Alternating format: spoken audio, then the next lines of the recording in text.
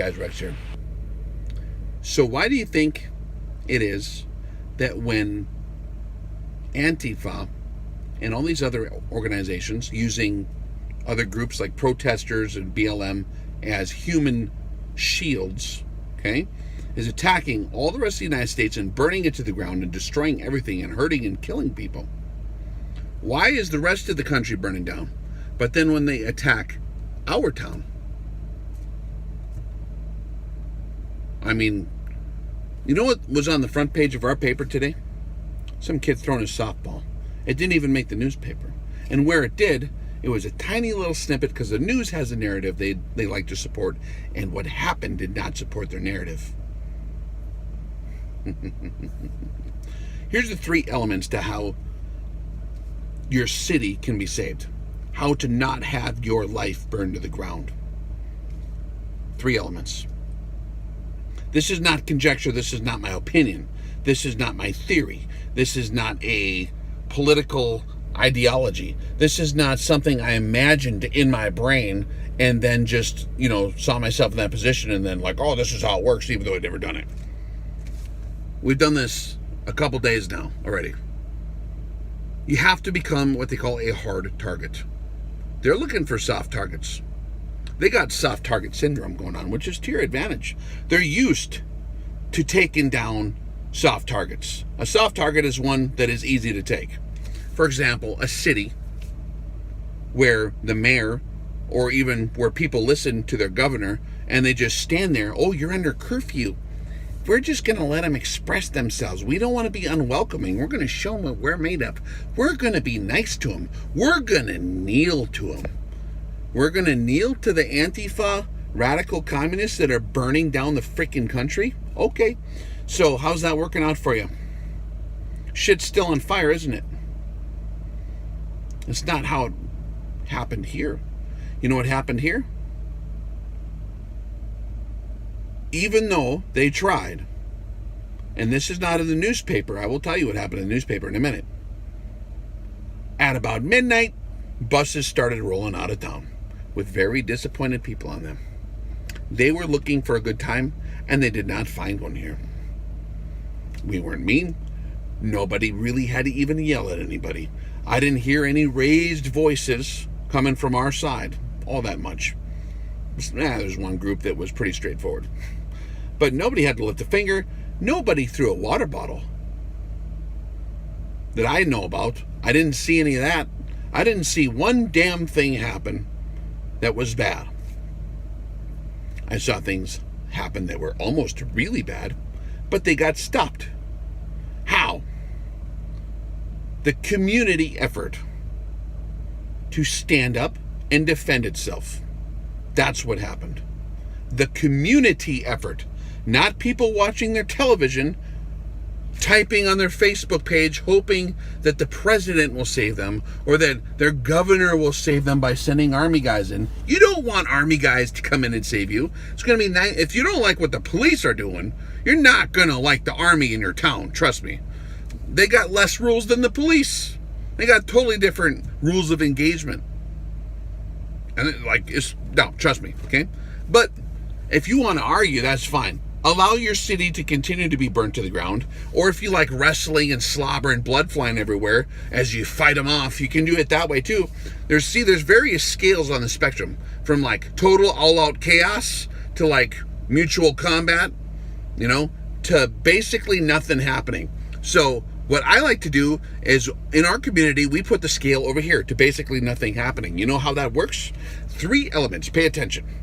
Balls, firearms, a well-regulated militia being necessary to the security of a free state, the right of the people to keep, in an arms keep, which is everybody, and to bear arms shall not be infringed. So balls, guns, and the third one is follow through.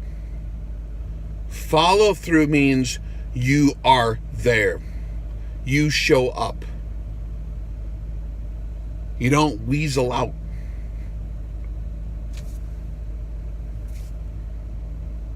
That takes balls. So how do you get these balls? Okay, then we'll talk about what happened. Okay, because there was stuff that happened that did not make the newspaper. I guarantee you they're not going to put it in there because it does not establish the narrative that the government is in control. Or they don't like to see the people totally armed to the teeth by the hundreds repelling Antifa without a fight, just by standing there and smiling. They don't like to see that shit. It doesn't fit their narrative. And also working totally fine with the local police forces. Weird how that works. Did you know that police and the people in a community can be on like the same side and prevent horrible shit from happening by communicating to each other and talking respectfully to each other? Did you know that that can freaking happen in the United States today, right now? It's your choice. So balls, guns, and follow through. How do you get balls? All right, two options. You can be the baddest, meanest, toughest guy on the block. You can train your whole life and become extremely proficient in the art of war. You can become proficient in fighting, wrestling, biting, shooting, everything, the whole 9 yards. All combat skills on the table. Up here, it's kind of a thing that people do because I don't know why they're wired that way. Everyone's head's on a swivel.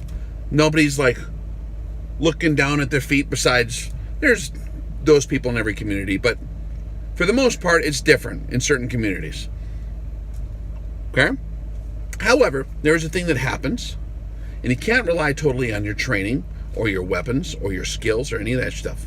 You can't totally rely on that because there will come a day when a tough guy is not a tough guy anymore because of entropy, because of exhaustion, because of ailments, because of fatigue, because of... You'll get old.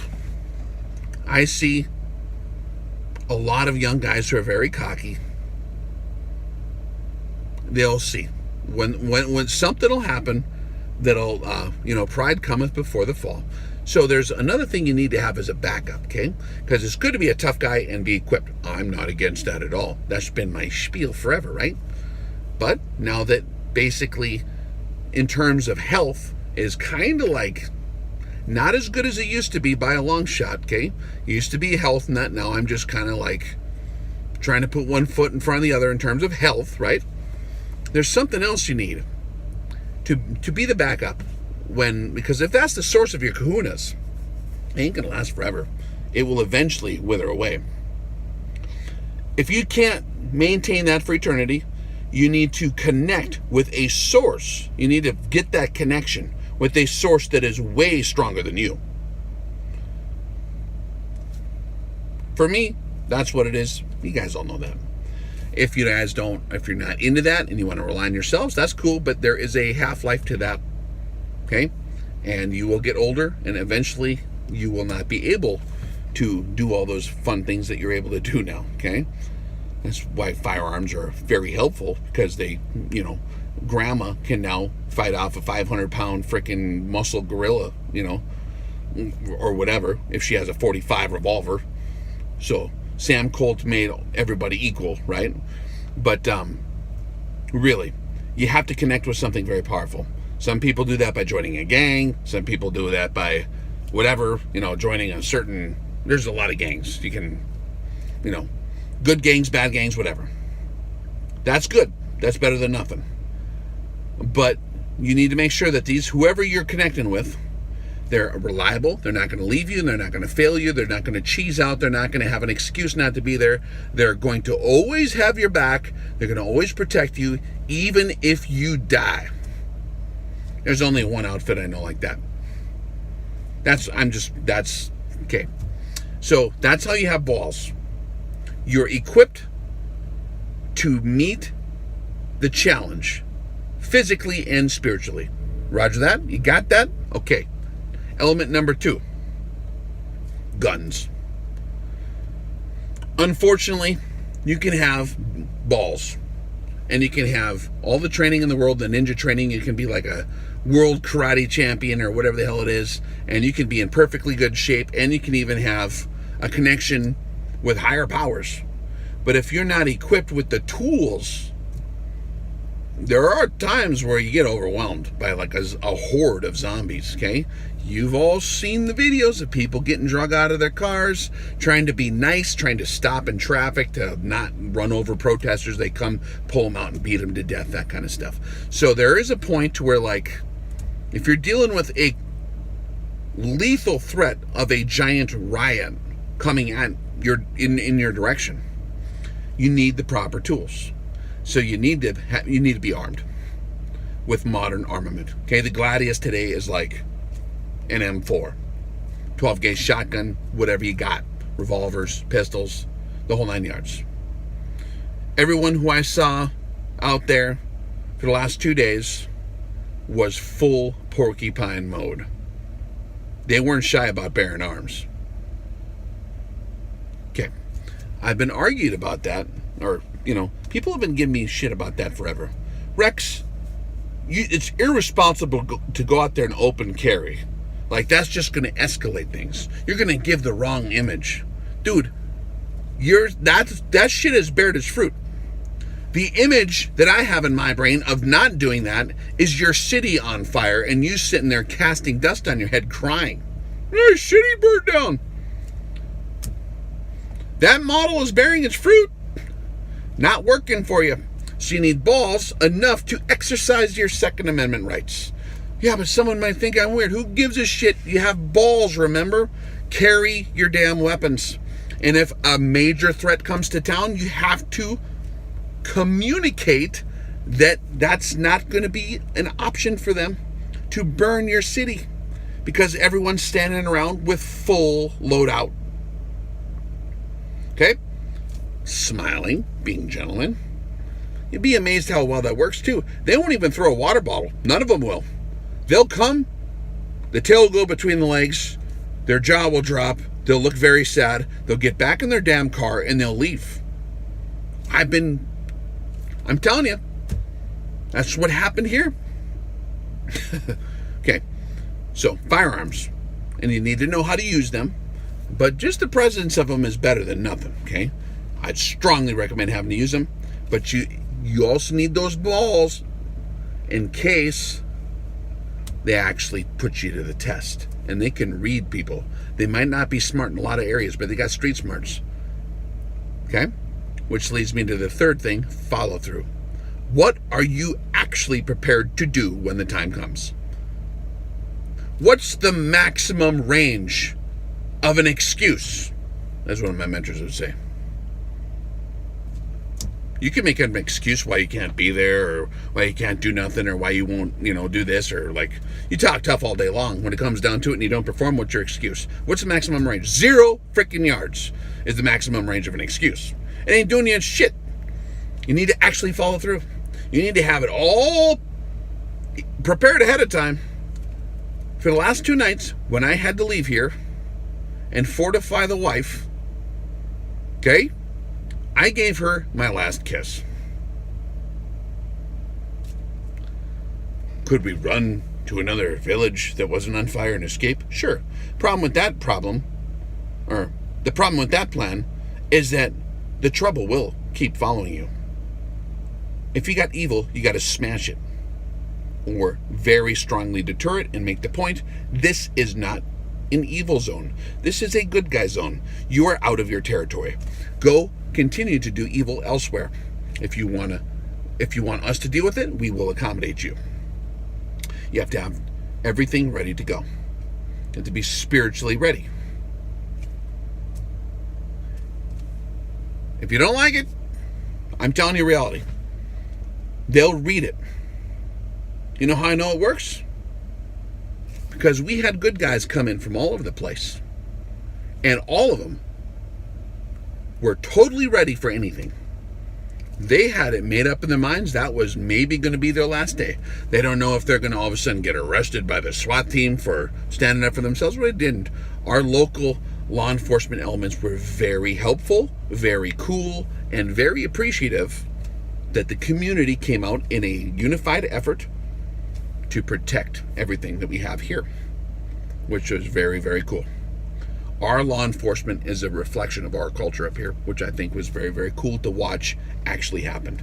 Gives me a lot of faith in humanity, which I did not have a couple days ago. So thank you to the local law enforcement up here. Seriously, very cool. Swinging by saying, hey, how you doing? Don't drink too much, guys, to the bikers, right? Bikers up there. Just be cool. You guys good to go? All right? And they were kind enough to go and let the protesters know, and the professional agitators that were mixed in with the crowd, hey, be careful of those guys. We can't control them all too well. And I don't think they're going to be playing games. So peaceful protest is fine. But be careful. Gets the point across. There's a lot of stuff that bikers, cowboys, and out-of-work roughnecks can do that other people aren't allowed to when they're wearing their work suit. You know what I mean? Everyone was ready to follow through. There was no bullshit in the air. It was like the Alamo type situation. They read it. They looked. So, Antifa came. They saw.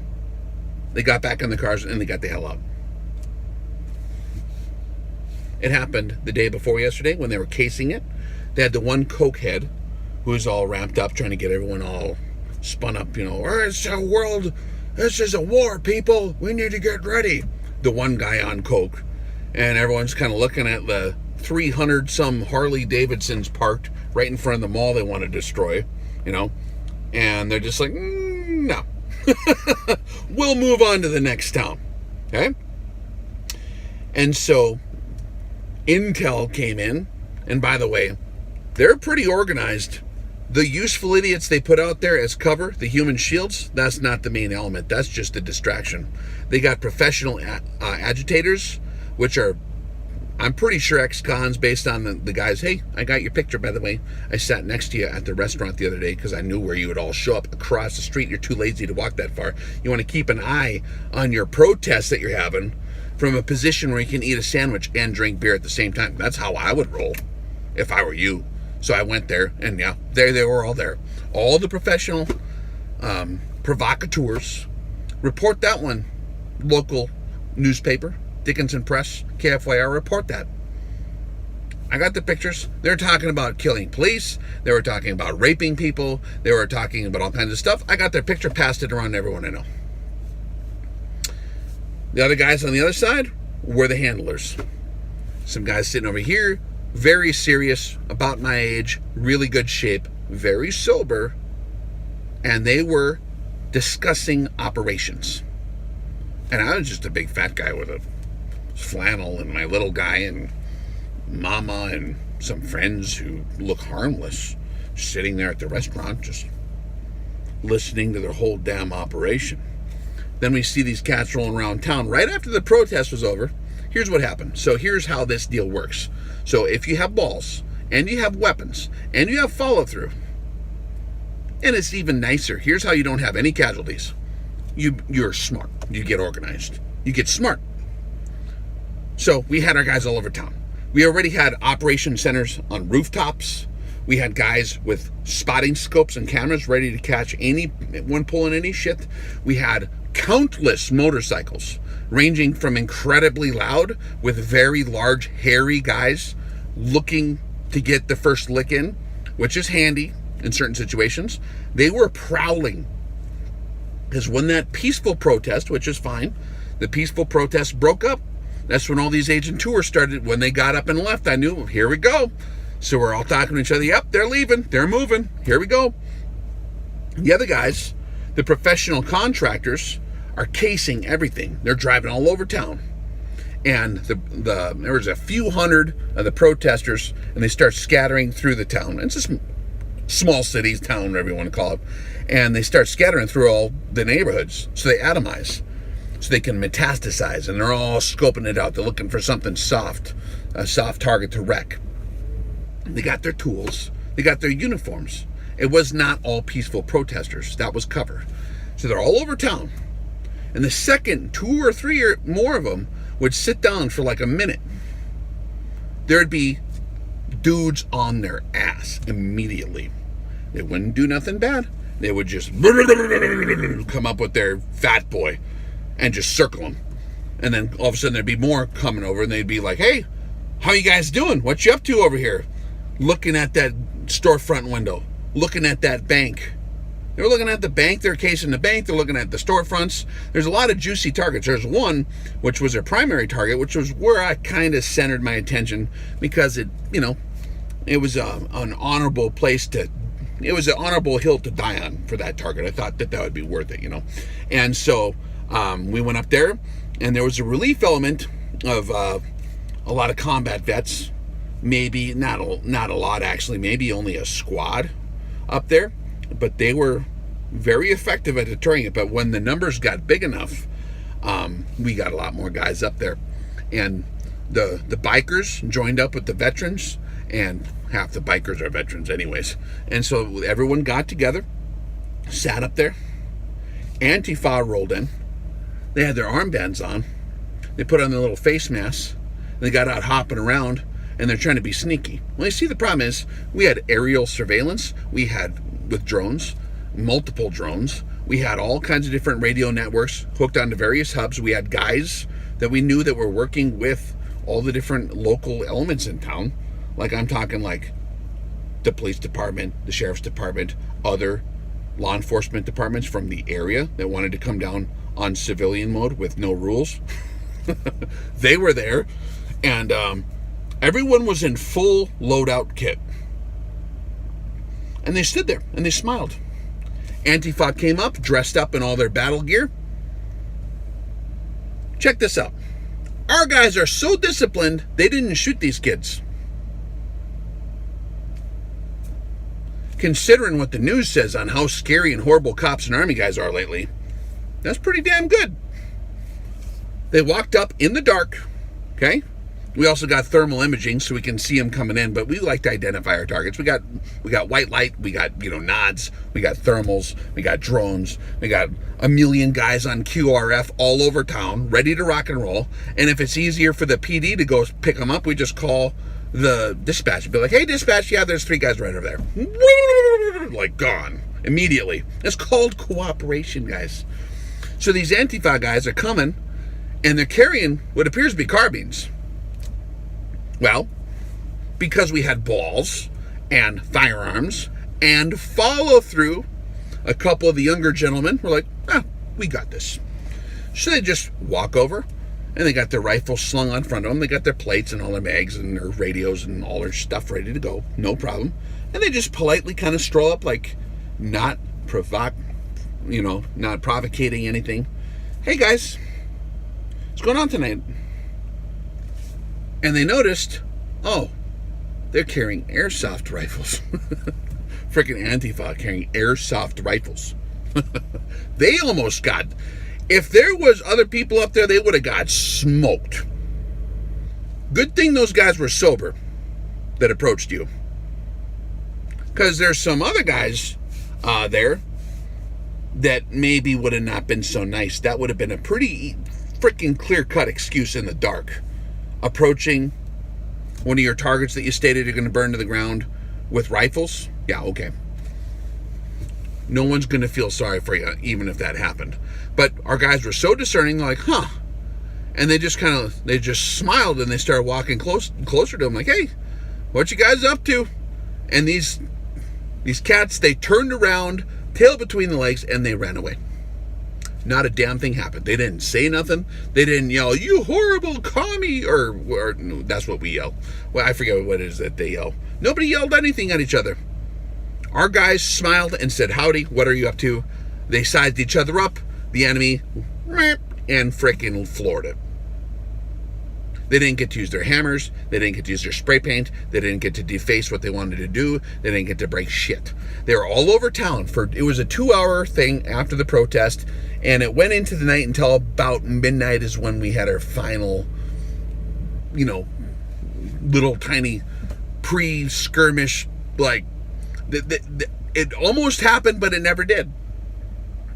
Every time they cased something, they were immediately had guys on them because it was a community effort. There's way more of us than them. So if the people of the United States get balls enough to exercise their Second Amendment rights and then actually follow through with it. And just simply go out there and say, no, you're not burning all our shit down.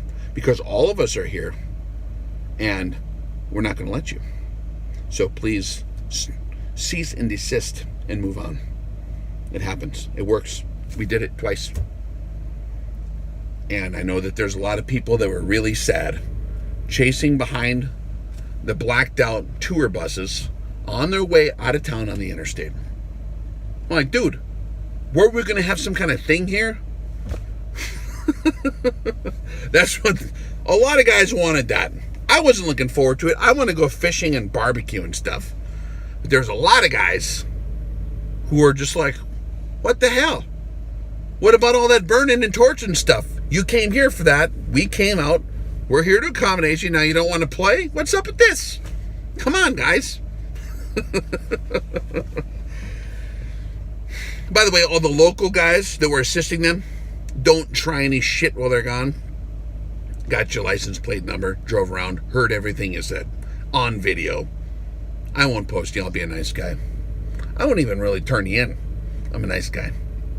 But, yeah, you're on the south side, just east of the highway, is where you hang your hat, isn't it?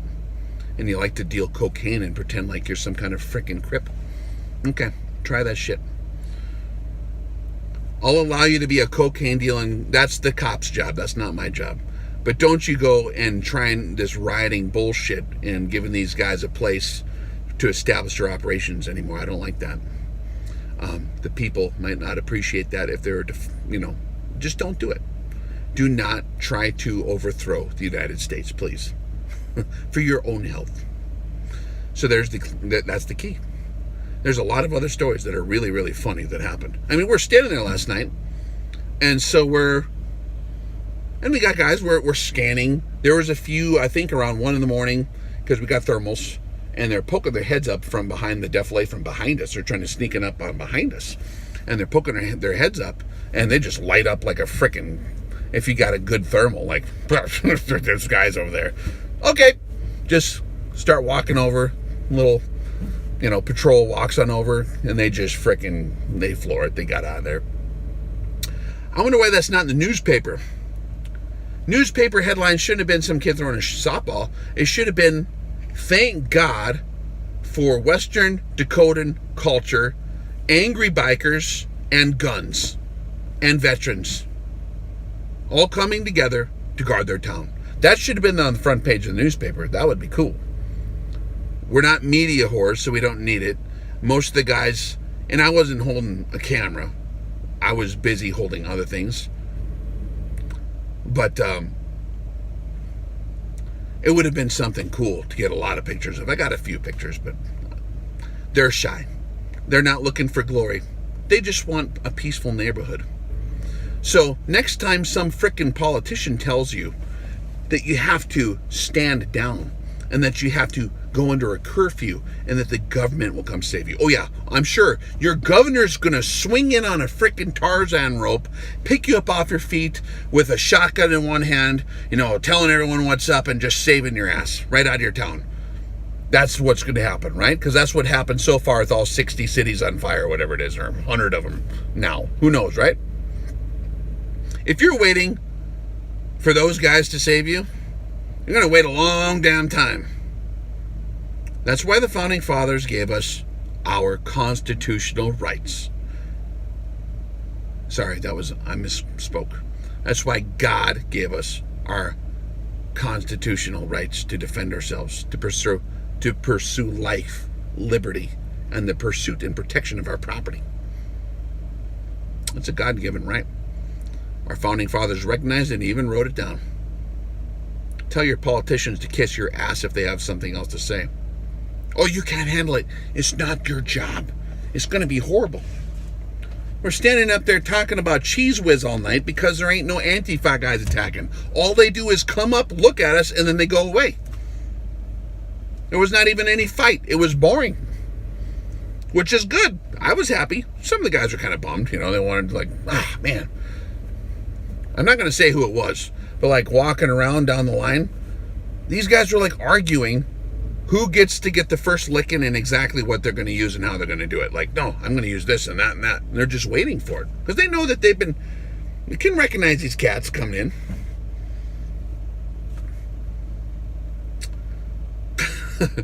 The mission was too effective. Sometimes you got to let your guys get at least one lick in there. But no, I'm actually very, very happy nothing happened. And that was through the cooperation of the entire community to maintain law and order.